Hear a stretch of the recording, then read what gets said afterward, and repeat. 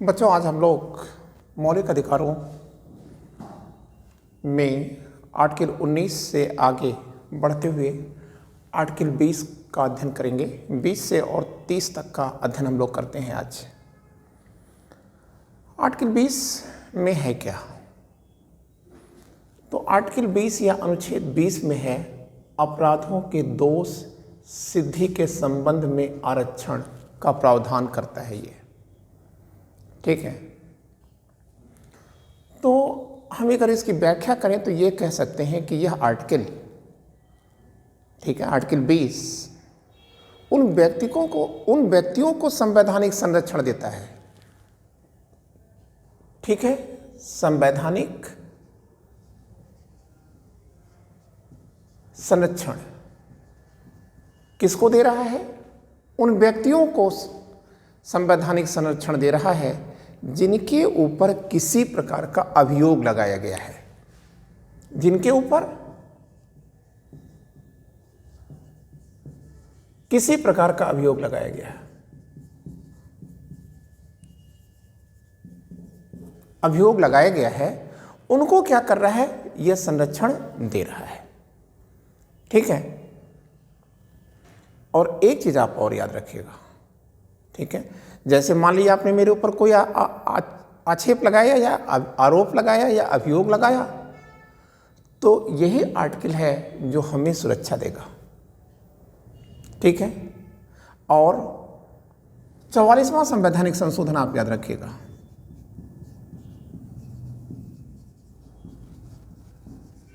संशोधन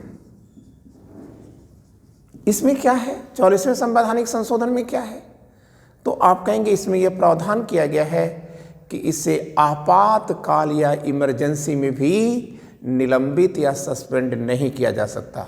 मतलब कह रहा है, इस 44 अमेंडमेंट कह रहा है कि आप किसी भी स्थिति में, ठीक है, चाहे वो सामान्य स्थिति हो या आपातकाल हो, आप हमें जो संविधान ने अधिकार दिया है, ठीक है, आप हमारे ऊपर आरोप लगाते हैं, ठीक है, लेकिन हमें भी ये अधिकार है कि हम, ठीक है, अपने ऊपर लगाए गए आरोपों को का जवाब दें। ठीक है ना? तो ऐसी स्थिति में आपको यह चीज़ समझ में आ गया होगा कि आर्टिकल 20 क्या है। तो आप कहेंगे उन व्यक्तियों को संवैधानिक संरक्षण देता है जिनके ऊपर आपने अभियोग लगाया है या किसी ने कोई अभियोग लगाया है। 44वां संवैधानिक संशोधन कहता है कि किसी भी परिस्थिति में, चाहे वो सामान्य स्थिति हो या आपातकाल हो, आप इस अधिकार को निलंबित नहीं कर सकते हैं। ठीक है, अब आर्टिकल 20(1) क्या कहता है? आर्टिकल 20(1) कहता है, ठीक है, कि किसी भी व्यक्ति को तब तक अपराधी नहीं ठहराया जा सकता जब तक कि उसने आपराधिक विधि का अतिक्रमण न किया हो। मतलब किसी भी व्यक्ति को आप अपराधी नहीं ठहरा सकते जब तक कि उसने, ठीक है, कानून का उल्लंघन न किया हो। ठीक है, क्लियर हो गया? मतलब आप कहेंगे कि 20(1) कहता है कि अपराधी कौन होगा, इसकी परिभाषा देता है। ठीक है, कहता है कि अपराधी वह होगा जिसने अपराध के द्वारा आपराधिक विधि का उल्लंघन किया है। मतलब कानून का उल्लंघन किया है, वही अपराधी होगा। इसमें आपको एक चीज याद रखना होगा, भूतलक्षी, ठीक है, भूतलक्षी विधि क्या है? इसको अंग्रेजी में क्या कहते हैं? तो आप कहोगे सर इसे एक्स पोस्ट फैक्टो लॉ कहा जाता है। एक्स पोस्ट फैक्टो लॉ कहा जाता है। ठीक है ना? अब ये क्या है? भूतलक्षी विधि क्या है? आप कहेंगे किसी भी व्यक्ति को दंड उसी विधि के अनुसार दिया जाएगा।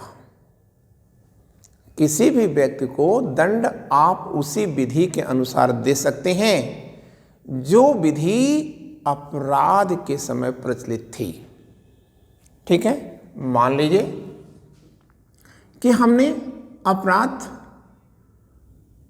जुलाई 2015 में किया। तो जुलाई 2015 में जो विधि प्रचलन में है, जो विधि प्रचलन में है, उसी विधि के आधार पर आप दंडित करेंगे। ठीक है ना। ऐसा नहीं कि जुलाई 2020 में नई विधि आ गई तो नई विधि के अनुसार हमको दंडित करेंगे आप।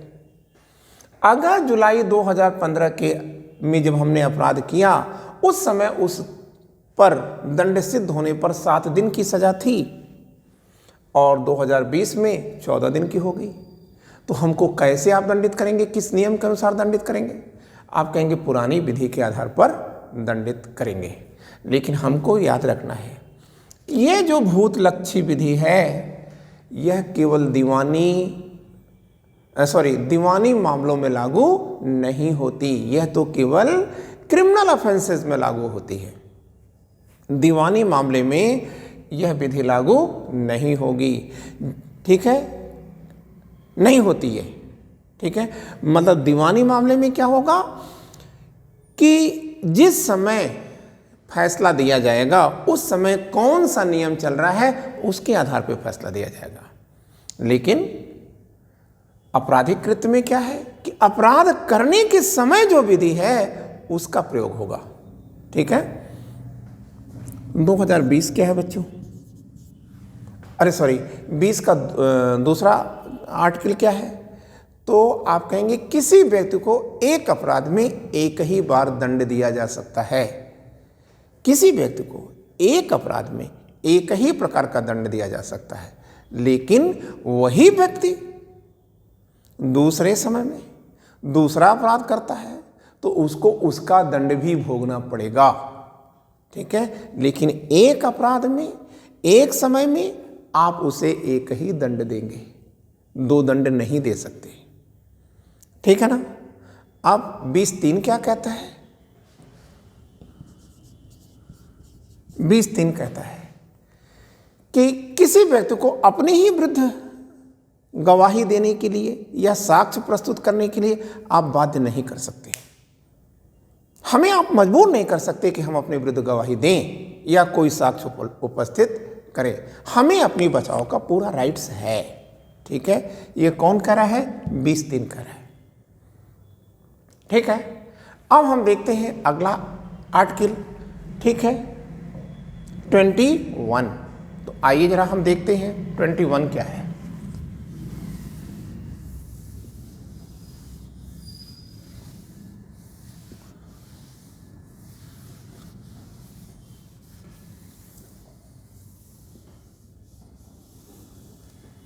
तो बच्चों जो 21 है, आर्टिकल 21 है, उसके बारे में हमको जानना है।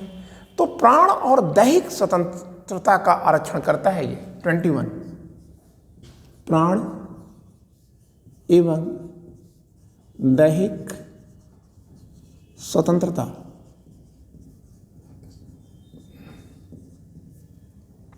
प्राण एवं दैहिक स्वतंत्रता का इसमें उल्लेख है। ठीक है, अब ये बताइए प्राण क्या है? प्राण क्या है? ठीक है, तो आप कहेंगे व्यक्ति की गरिमा है या मानव की गरिमा है, मानवीय गरिमा लिख देते हैं, मानवीय गरिमा है। ठीक है, तो यह आर्टिकल क्या कह रहा है कि किसी भी व्यक्ति को उसके प्राण एवं दैहिक स्वतंत्रता से केवल विधि के आधार पर वंचित किया जा सकता है। मतलब आप हमारे जीवन जीने के अधिकार को कब छीन सकते हैं? केवल विधि के आधार पर छीन सकते हैं। ठीक है ना।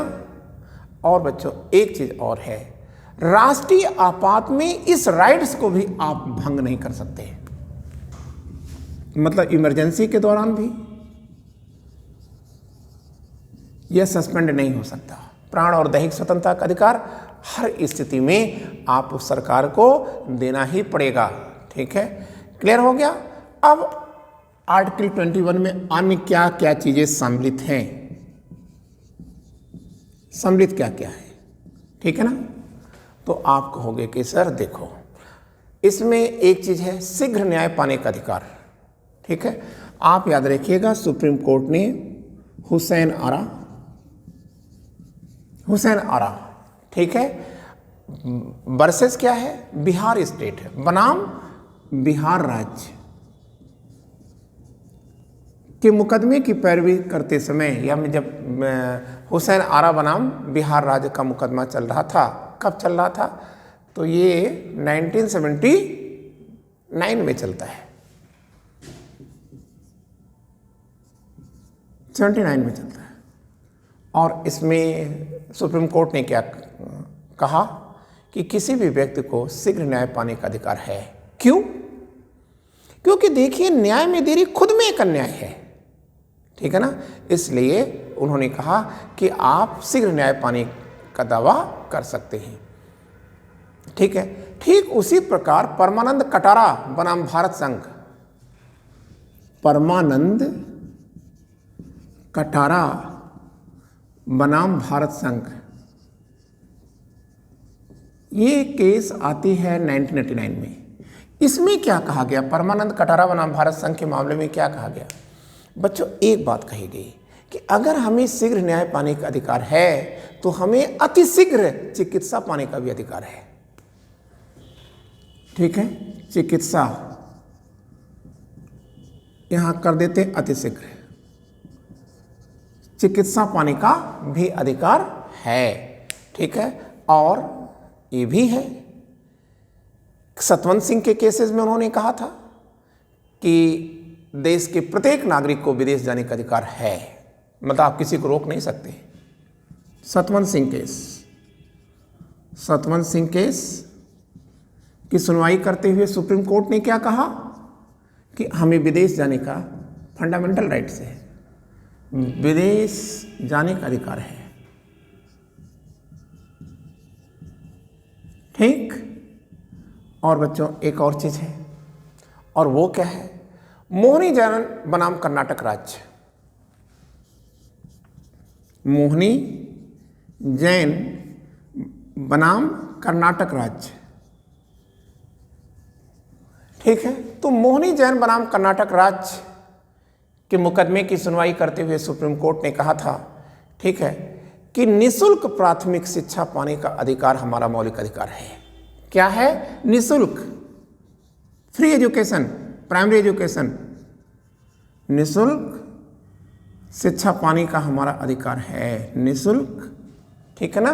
प्राइमरी शिक्षा पाने का अधिकार हमारा है। और बच्चों, हमें ये भी याद रखना होगा कि 86 अमेंडमेंट, 86 संशोधन के द्वारा, 86वें संशोधन के द्वारा क्या हो गया? आप कहेंगे कि सर, शिक्षा पाने का अधिकार अब मौलिक अधिकार में बदल गया, शिक्षा अब ये मौलिक अधिकार में बदल गई, मौलिक अधिकार में बदल गई। इसके लिए क्या प्रोविजन किया गया? आप कहेंगे कि सर 21A का विधान किया गया। ये आप देख रहे थे 21 है, यहाँ 21A जोड़ दिया गया। और 21A के तहत क्या है? निःशुल्क प्राथमिक शिक्षा का अधिकार क्रियान्वित करने के लिए यह अगस्त 2009 से लागू कर दिया गया है, अगस्त 2009 से, ठीक है, इसे लागू किया गया है, ठीक है ना, क्लियर। अब आप याद रखिएगा, शिक्षा अधिकार अधिनियम आता है, कब आता है? तो आप कहेंगे कि सर अगस्त 2009 में, ठीक है, शिक्षा अधिकार अधिनियम आता है, अधिकार अधिनियम आ रहा है।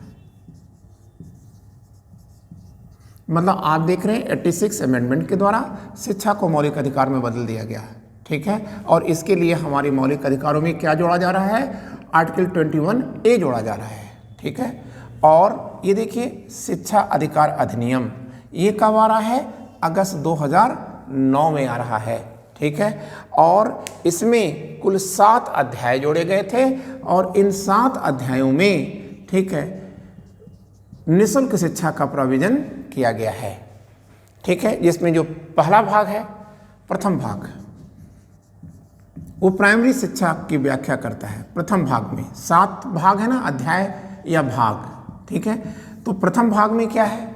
तो आप कहोगे कि सर प्रथम भाग में व्याख्या करता है कि हम प्राइमरी शिक्षा किसे कहेंगे, तो कहता है कि 1 से 8 तक की जो शिक्षा होगी उसे प्राथमिक घोषित किया जाएगा। कहाँ से? 1 to 8 स्तर की, क्लास 1 से लेकर क्लास 8 तक की जो शिक्षा होगी उसे प्राथमिक घोषित किया जाएगा। और भाग 2 में क्या है, द्वितीय भाग में क्या है, आप कहेंगे कि निःशुल्क शिक्षा देने का प्रावधान है। ठीक है, निःशुल्क शिक्षा देने का अधिकार। और 3 में क्या है, कहता है भाग 3 में तो कहता है कि माता और पिता का यह कर्तव्य है कि वो अपने बच्चों को शिक्षित करें।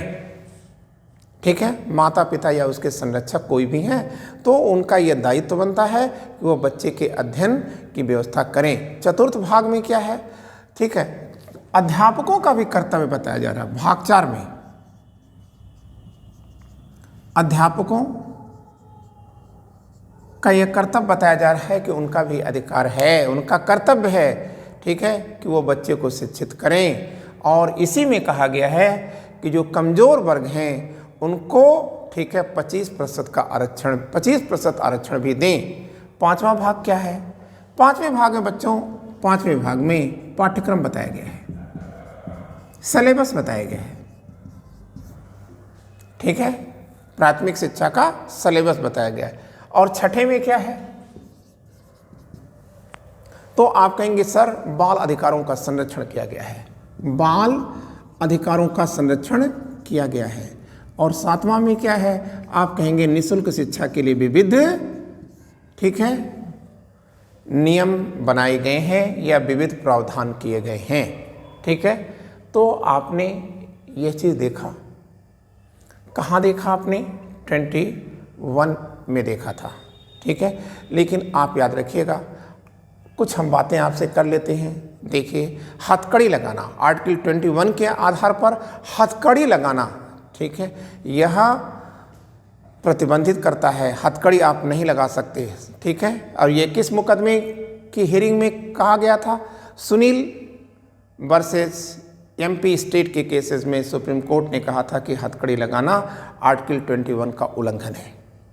ठीक है, और एक चीज़ आप याद रखिएगा, विशाखा बनाम राजस्थान सरकार, विशाखा, ये भी आप जान लीजिए कि जो मानवीय गरिमा है, जैसे बलात्कार हो जाता है, ठीक है, इसके बारे में क्या कह रहा है, आप छेड़खानी करते हैं, अश्लील साहित्य लिखते हैं या कुछ अश्लील हरकत करते हैं, ठीक है, या अश्लीलता के साथ आप किसी को निहारते हैं, देखते हैं, ठीक है, उस पर यह प्रावधान करना होगा, आपको जानना होगा इसको। तो देखिए, ठीक है, आर्टिकल 21 कहता है, ठीक है, कि देखिए अगर कोई किस केस में कहता है, विशाखा वर्सेस राजस्थान के मुकदमे की सुनवाई करते हुए सुप्रीम कोर्ट ने कहा था कि यौन उत्पीड़न में आपको दंड का भागीदार बनना पड़ेगा। अब ये यौन उत्पीड़न में क्या क्या आता है, जैसे आप अश्लील साहित्य लिखते हैं, किसी को अश्लील टिप्पणी बोलते हैं, ठीक है, अश्लील इशारे करते हैं, ठीक है, क्लियर, तो वह दंडनीय होगा। और एक हमें और है, सूचना पाने का अधिकार भी हमारे, सूचना पाने का अधिकार कहाँ से है, आर्टिकल 21 हमको राइट्स देता है कि हम सूचना पाने का अधिकार किसी भी सरकारी संस्था से ले सकते हैं। ठीक है, और निःशुल्क विधिक सहायता भी हम प्राप्त कर सकते हैं। किसी भी वकील से अपनी पैरवी कराने के लिए हम क्या कर सकते हैं, निःशुल्क सहायता प्राप्त कर सकते हैं। ठीक है, और देखिए दैहिक स्वतंत्रता, मतलब पुलिस के क्रूरपूर्ण अत्याचार या क्रूरतापूर्ण, पुलिस द्वारा जो शारीरिक अत्याचार किए जाते हैं, मारपीट की जाती है, वह 21 का उल्लंघन है। ठीक है, लेकिन क्या हमें आत्महत्या का भी अधिकार है, तो आर्टिकल 21 आत्महत्या का अधिकार नहीं देता। ठीक है, कहता है आत्महत्या करना आपका मौलिक अधिकार नहीं है। ठीक है, अब हम लोग देखते हैं आर्टिकल 22 क्या है।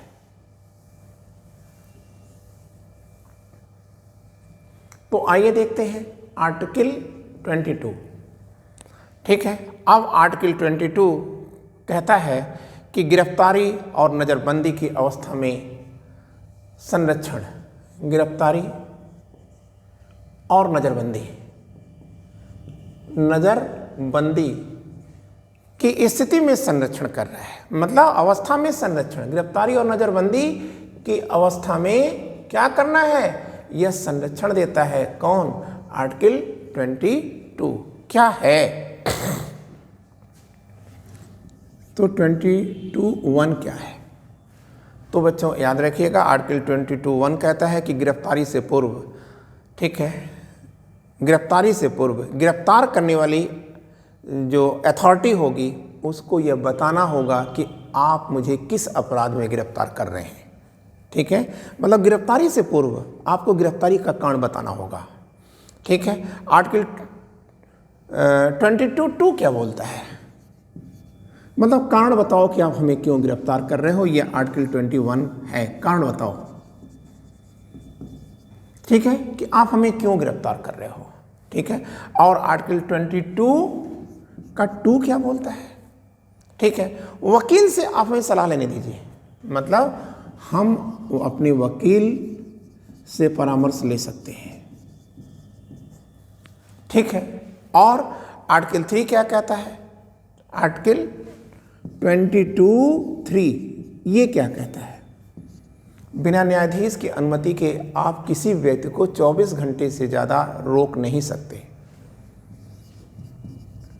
ठीक है, बिना न्यायालय की अनुमति से आप किसी व्यक्ति को 24 घंटे से ज़्यादा, ठीक है, रोक नहीं सकते।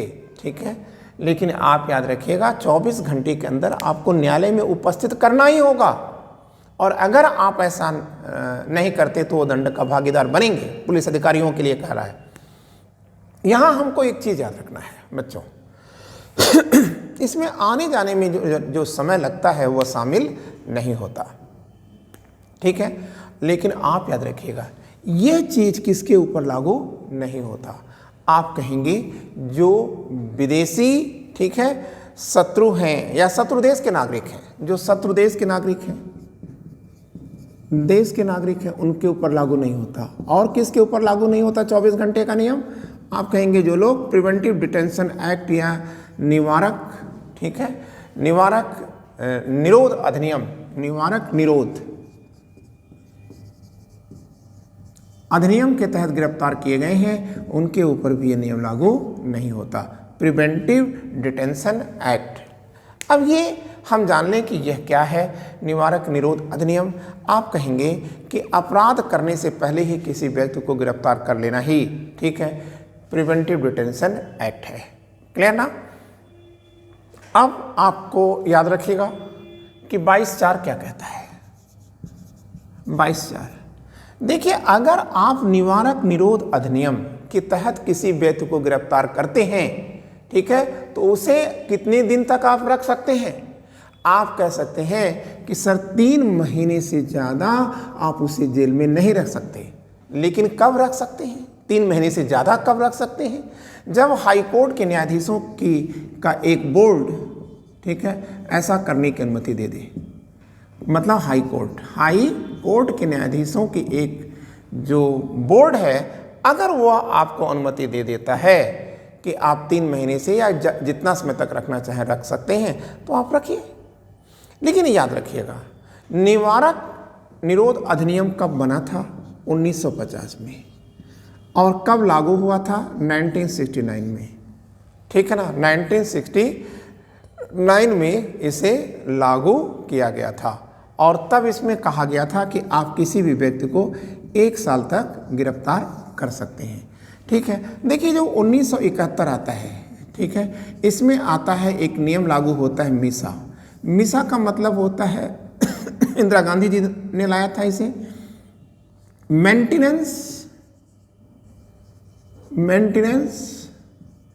ऑफ इंटरनल सिक्योरिटी एक्ट 1971 में लाया गया था और 1979 में यह ख़त्म कर दिया गया था। और इसमें नज़रबंदी की अवधि क्या थी? आप कहेंगे कि सर 21 माह थी। ठीक है, और अब हमें अगला पोर्शन क्या देखना है, ठीक है।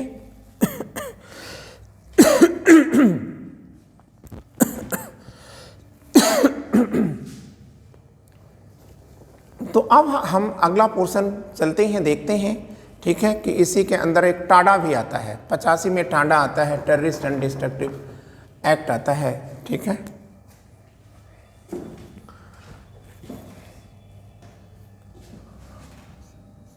टाडा, ठीक है, Tada terrorist and destructive act, ठीक है। रासुका आता है, ठीक है, 83 में रासुका आता है, क्या है, सब प्रिवेंटिव डिटेंशन एक्ट के तहत लाए गए हैं। अब हम लोग दूसरा पॉइंट पढ़ेंगे, शोषण के विरुद्ध अधिकार।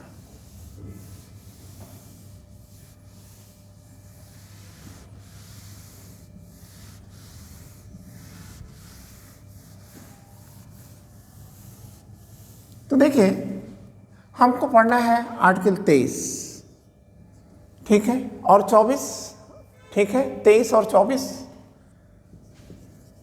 ये क्या है, शोषण के विरुद्ध अधिकार है, ये शोषण के विरुद्ध अधिकार। तो बच्चों, ये शोषण के विरुद्ध अधिकार में सबसे पहले आप याद रखिएगा आर्टिकल 23।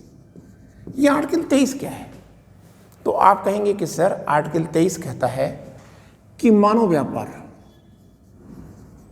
मानव व्यापार, एक बात तो ये हो गई कि मानव व्यापार ये क्या है, शोषण ही तो है, ठीक है। दास्ता क्या है, शोषण ही तो है। बेगार क्या है, शोषण ही तो है, ठीक है। और किसी से बलपूर्वक कार्य कराना शोषण ही तो है ना, बलपूर्वक कार्य कराना, कार्य लेना या कार्य कराना, ये शोषण है, ठीक है। तो आप कहेंगे क्लियर, और भारत का संविधान या मौलिक अधिकार हमको राइट से देता है कि हम इसके विरुद्ध क्या करें, कानूनी सहायता ले सकते हैं। इवन कि भारत का संविधान कहता है कि अगर आप कैदियों से श्रम कराते हैं, ठीक है, तो आपको इसका मूल्य देना पड़ेगा, इसका वेतन देना ही पड़ेगा, वेतन पाने का अधिकार देता है ये।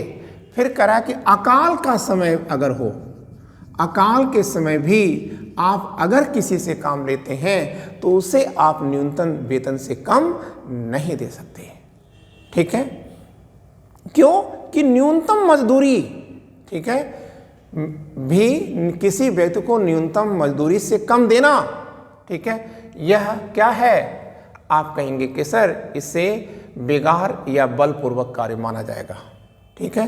People's Union for Democratic Rights, People's Union for democratic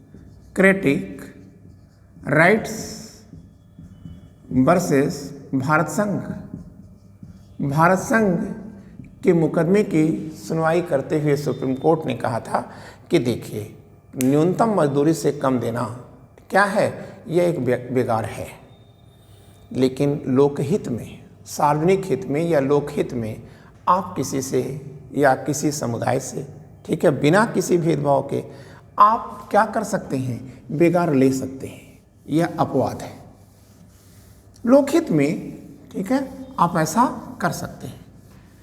अब हमको देखना है आर्टिकल 24 क्या है। तो बच्चों आर्टिकल 24 हम देखते हैं।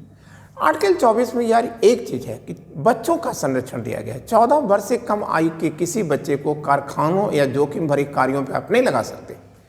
आर्टिकल 24 कह रहा है कि 14 वर्ष से कम आयु का, ठीक है, अगर बच्चा है तो आप उसे, ठीक है, किसी कारखाने में नहीं लगा सकते या जोखिम भरे कार्यों में नहीं लगा सकते। क्यों? उद्देश्य क्या है इसका? आप कहोगे कि सर सामाजिक लोकतंत्र की स्थापना करना, सामाजिक लोकतंत्र की स्थापना करना। एक तो ये हो गया सामाजिक लोकतंत्र की स्थापना करना, ये हो गया।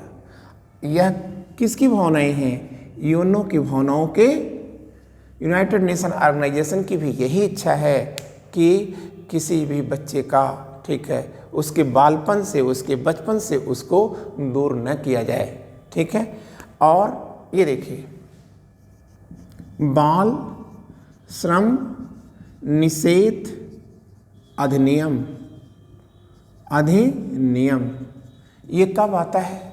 तो आप कहोगे कि सर 1986 में आता है। इस एक्ट में क्या कहा जा रहा है? किसी भी बच्चे को आप बीड़ी उद्योग में, बीड़ी है, सिगरेट है, सिगरेट है, रंग है, हीरा जहाँ पर उसकी कटिंग की जाती है वहाँ पर, कालीन उद्योग में, सीमेंट उद्योग में, ठीक है, आप किसी भी 14 वर्ष से कम के बच्चे को आप नहीं लगा सकते हैं। ठीक है, कार्य उनसे नहीं ले सकते क्योंकि यह एक ऑफेंस है। ठीक है, यह बच्चों के बचपन के साथ एक क्रूर मजाक है। ठीक है ना, आप ऐसा नहीं कर सकते। क्लियर? और अब हमको एक चीज और याद रखना है, धार्मिक स्वतंत्रता का अधिकार 25 से 28 तक क्या दिया गया है? आप कहोगे कि सर धार्मिक स्वतंत्रता का अधिकार दिया गया है। ठीक है, तो अब इसमें हम आर्टिकल 25(1) की बात करेंगे।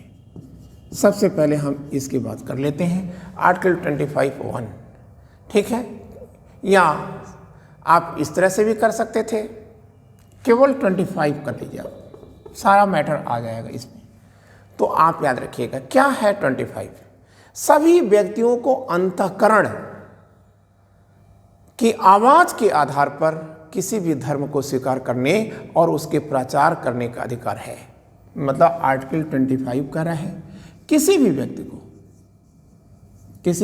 को अपनी आत्मा की आवाज, अंतःकरण की पुकार, आवाज के आधार पर, ठीक है, किसी भी धर्म को स्वीकार करने, उसका प्रचार करने का अधिकार है। लेकिन आप किसी भी व्यक्ति का बलात् धर्मांतरण नहीं कर सकते।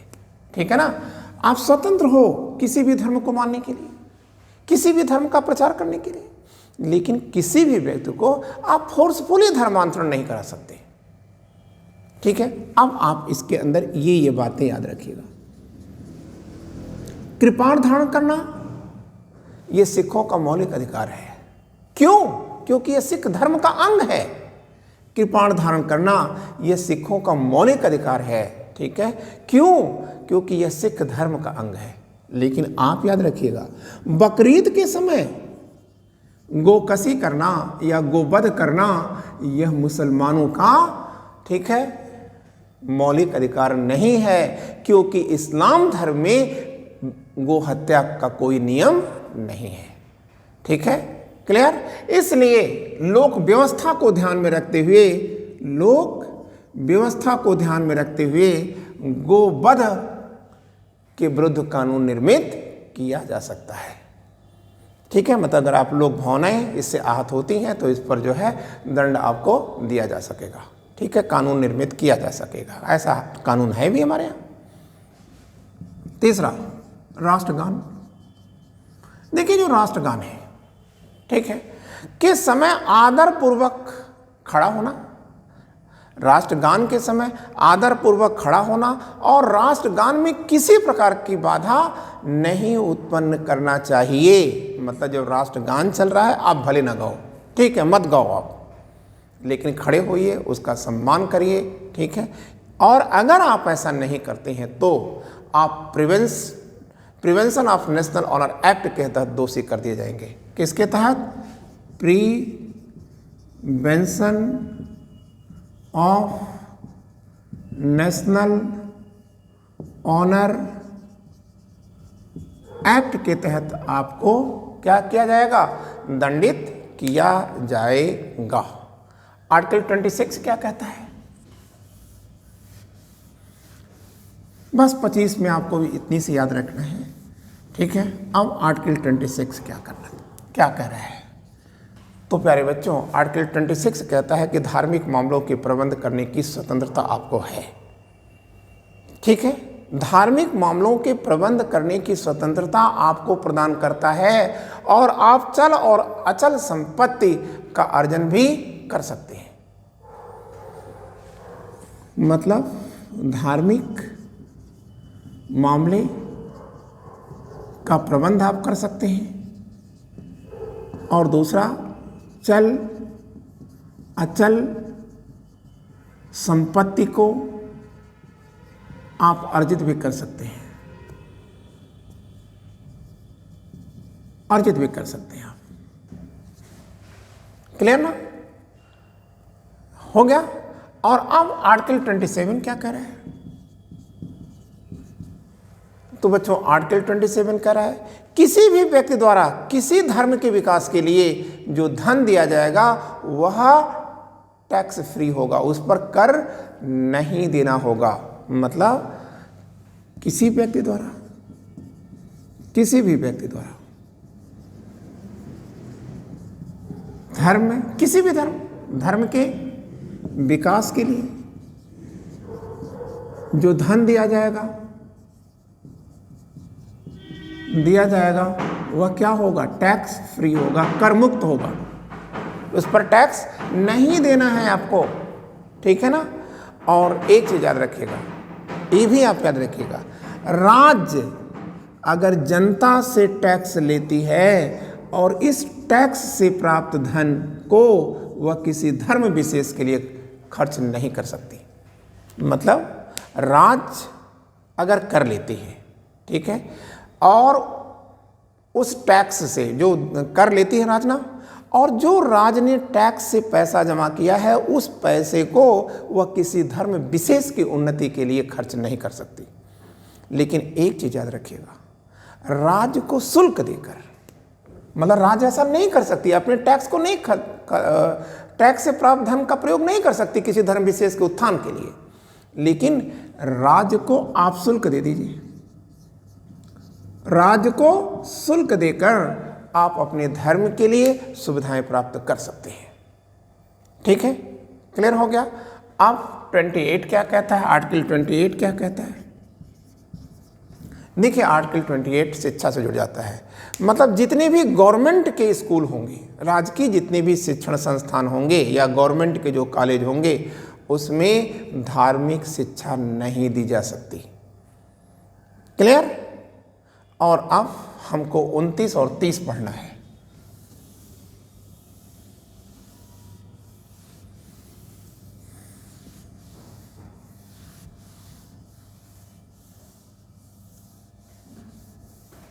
तो बच्चों हमें आर्टिकल 29 और 30 को पढ़ना है।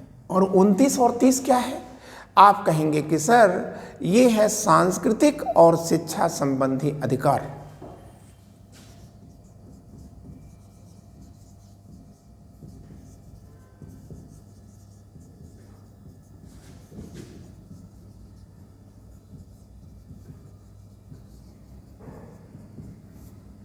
ये है 29-30।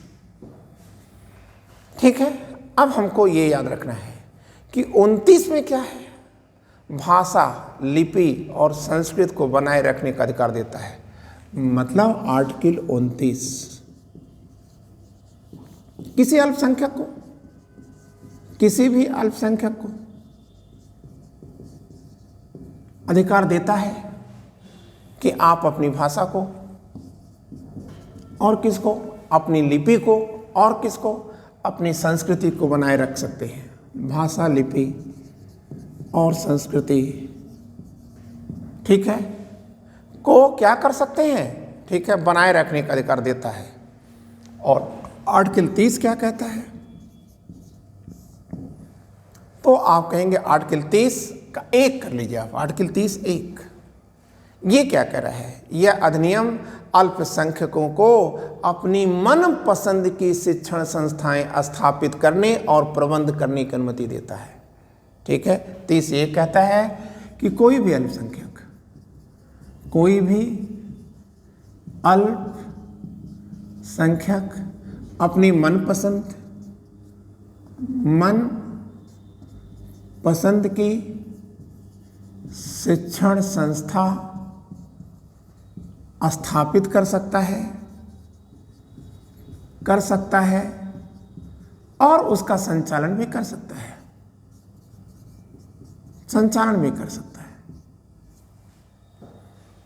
क्लियर।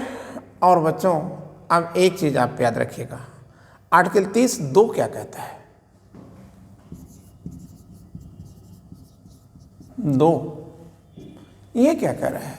तो राज्य आर्थिक सहायता, मतलब राज्य आर्थिक सहायता जो देता है ना स्कूलों और कॉलेजों को, ठीक है, तो राज्य जब आर्थिक सहायता देगा तो वह किसी भी संस्था के साथ कोई भी भेदभाव नहीं करेगा। मतलब आर्थिक सहायता देने के समय राज्य, ठीक है, किसी भी अल्पसंख्यक की संस्था को, ठीक है, आरक्षण देगा और आर्थिक सहयोग देगा, उसमें किसी प्रकार का भेद नहीं करेगा, ठीक है।